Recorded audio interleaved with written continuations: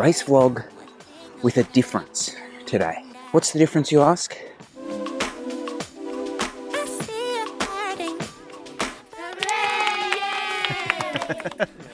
Smile, smile. So all you lucky ones, what up? You're always on the run, what up? I mean, don't get me wrong, but what up? Or was I not the one you dreamt of? No, no, no. 'Cause the life you live will never be enough. What am I trying to say here? Yeah, Rob Hodgson Memorial up here at Bowie, and Crafty's just actually talking about Rob himself, Northern Sydney member, passed away a few years ago, just a huge part of cycling in Sydney. Should we take Miles for his first lap of Bowie Road? Mate, this is as good as it gets, right? So it was really cool. The whole event starts with a lap for Rob, a memorial lap where everyone just rolls around. And it was I actually popped myself up and had a quick chat to his dad and some of his friends, because I didn't know Rob. I got into the sport a little bit after that, but it was nice to hear. I'm like, this is a guy who was sort of beating around the same sort of things, doing Calga, that kind of stuff. It was a really interesting chat, and from the cycling community perspective, so cool to have everyone show this level of support and commitment to one of their own. Now guys, as far as the race goes, not a lot happened. I'm not going to lie to you. Look, there was a team there that had lots of riders in it, and they wanted to try and ride it as a practice for some of the events coming up later this year as a team and lead out their sprinter, which changed the whole dynamic of the race. But, you know, from our perspective, it gave me a really good chance to see how they're riding and that kind of stuff. We're on actually board with Miles at the moment, and he is going to sprint for the Preem. I think we said 1 or 2 Preems, guessing that I probably wasn't involved in this sprint for the Preem.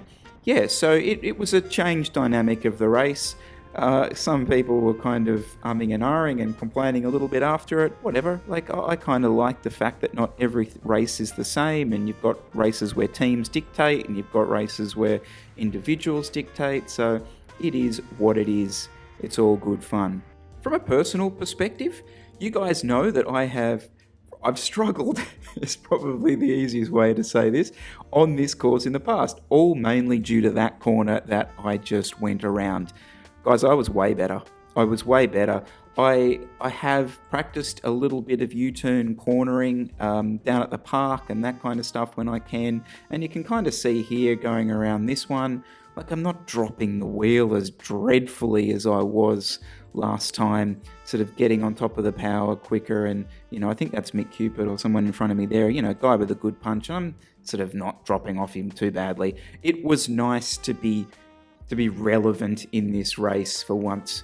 I do want to show you this bit. Okay, so this is on board with me, my camera, there's a couple of guys up the road, and I think, what a little squeeze to get across, a little squirt, and, you know, I'm actually being relevant in a bike race at Bowie. That's a nice change, right? Well, okay, so have a look around, got a little gap, there's 2 guys in front, you know, 2 strong guys. I'm thinking, you know, this could be a nice little move. We're sort of 10, 11 minutes in. Fantastic stuff. So we'll play this along, and looks like I might get across to these guys. Now, extra points if you can name the rider in blue. Has featured in this vlog a couple of years ago quite heavily. So anyway, here we are, coming down, little gap. The boys look around. I've sort of had my little squirt across. I'm just going to take a turn off here, let Mick roll through. Hang on, what's that in front? Is that a car in front? Oh dear. Hang on. Ease up. Oh, well, you know, probably would have won the race if it wasn't for this. Look, you know, is what it is. It happens in club racing. This is an open road. So, you know, the guys have to try and monitor it, and traffic do what they can. But, you know, this kind of stuff happens. Trust me, I've seen all kinds of things at this place. How'd that finish up in the end? So in a shocking position coming into the last lap, and then just found it really hard to move up because Bridge Lane had a big train going. So there's kind of no chance because I was in the top 5, so it's kind of race over. But yeah, I think I finished probably 6th or something. So did you have a sprint? Not really. Yeah. No, it's kind of just a rollover. So I had a fair bit of a gap. So nice one. Anyway. Got to have a quick Miles chat. Chats with Miles. That can be a segment. Chats with Miles. Nah, no chats at Heffron. Heffron's dead. You heard it here first. What's news in Wagga? What's the gossip? It's me riding by myself every single day. Shout to Sydney. Oh yeah, Will's still. Will. Yeah. Shout Will. Will's a legend. Will's a legend. Will's a good bloke. Yeah. What you're about track racing back out there now, isn't it? Yeah, a little bit of track. Miles comes to Sydney, we thought we'd show him the best Sydney has to offer. It's between you and me and Miles. Jesse's a bit sooky, he's not talking. Just look at him there. He's grumpy. Wishing for the kind of love you see in magazines. The illusion falls and nothing's what it seems to be. And the part left is hurting deep inside of me. Heard a whisper, someone saw you at the bar. Was it the same night you had trouble with your car? Geez, that looks attractive on film. Soupless. Yeah. Alrighty, mate. I'll talk to you later. Oh, we got there. Oh, that was so good. So good to have Miles up. So, for those of you who don't know, Miles is from Wagga, and he's been trying to come to Sydney as much as possible to just get some racing and get racing with us. So, that was really cool today. It was good to have him there. And he was hit at Heffron yesterday and snuck. We didn't sneak onto the podium, had an awesome sprint by all accounts. Which is super cool, guys. Things are coming together. Things are coming together.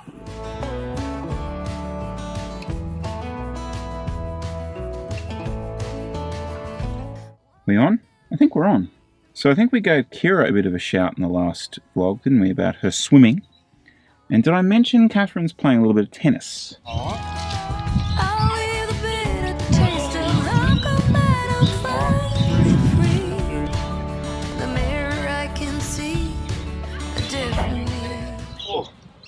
Seems like a pretty good spot to keep an eye on things. Yeah, I've just been thinking, so I'm actually back training a bit, believe it or not, hard to admit, but yeah, I've sort of cut down a little bit on all the slop riding that I'm doing and trying to train again. But I don't know if you guys find this, so I'm doing a lot of my stuff in like 3-day blocks, okay, so 3 days of training and then kind of rest day. But what I'm really finding is the day after the rest day is horrific. So it's been now, so my last full day off the bike, so when I say day off the bike, that means not even jumping on the trainer for like 15 minutes, like full day off the bike. Last Monday, so I don't know when this will come out, but I'll put the date below, right? And the next day, again, was horrific. So what I sort of started doing, and I in the past had never been a believer in recovery rides just because I couldn't see the point, but I kind of see the point now. For me at the moment, like even if it's like less, it's normally 40 minutes, might be a couple of laps of the bay run, might be 40 minutes on the trainer just riding endurance or something, but I am definitely finding there's some value in it just because I just don't feel as bad that first day of the next block of riding. Assuming, and this is especially something that I've noticed coming into summer, assuming you hydrate well enough, like on that recovery ride, especially if you do it on the trainer. Yeah, anyway, that's kind of what I'm thinking. Just between you and me, I don't think Steffi Graf's in the family. That's all I'm going to say. What's been broken? This ain't the first time I'll be drinking you off my mind. Just quickly, so had a good chance to talk to some of the guys over the last week, just really about experiences they've had with some of the equipment componentry stuff. So as you guys know, we did a review, I think at the beginning of the year, on the Asioma Favero Asioma pedals, which I will link below. Essentially the best power meters we've all ridden, most reliable, etc, etc. That said, a couple of little things I do want to point out. So around the 20,000 kilometer mark, a few of the guys have had some issues with the bearings in the pedals. Now, I'll put some video over this, which I think was shot by Dylan, I think I'm right in saying. Correct me if I'm wrong, Dylan, if this isn't you. Service the bearings in the pedals like you would any pedals. So around 10, 15,000 Ks in, service those bearings. Now, I haven't had this issue, and I haven't serviced the bearings. But stay on top of it, because it is a thing. It does seem to happen. Now, something I have had a little bit experience with is damaging the body of the pedal from pedal strikes. In fact, I absolutely whacked it at Bowie, smashed it.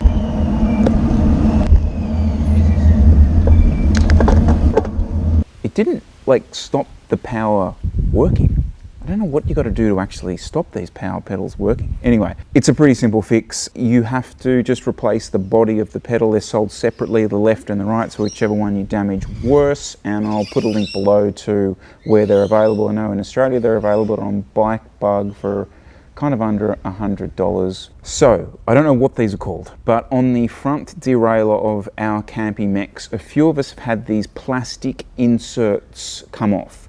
Now, again, replaceable, these were about $16 to replace. Mine came off about a month ago. I didn't notice it for about 3 weeks until it was pointed out to me by Aaron. It does affect very minutely the shifting, especially the shifting under load on that front derailleur. So I'll put a link below to that specific insert. So there is something there to keep an eye on.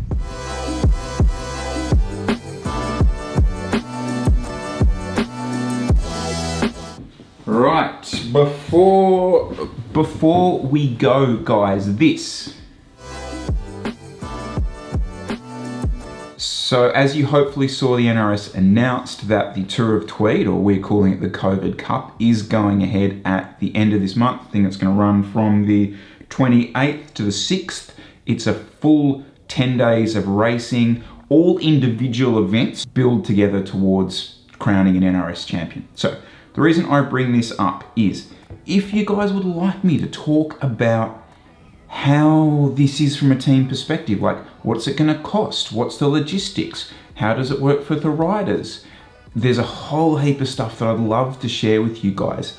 But I'm kind of also conscious that maybe people aren't that interested in it, so I won't really bother if they aren't. Personally, I would love to talk about it, because it's funny because people don't tend to share that stuff, and then when they start to look into, you know, oh, what's it take to do that, they kind of get a bit like blown away with it. So I'm more than happy to talk about that and go into it in as much detail as you want. Alrighty guys, please do subscribe to the channel, thumbs up these videos, and we'll talk to you really, really soon.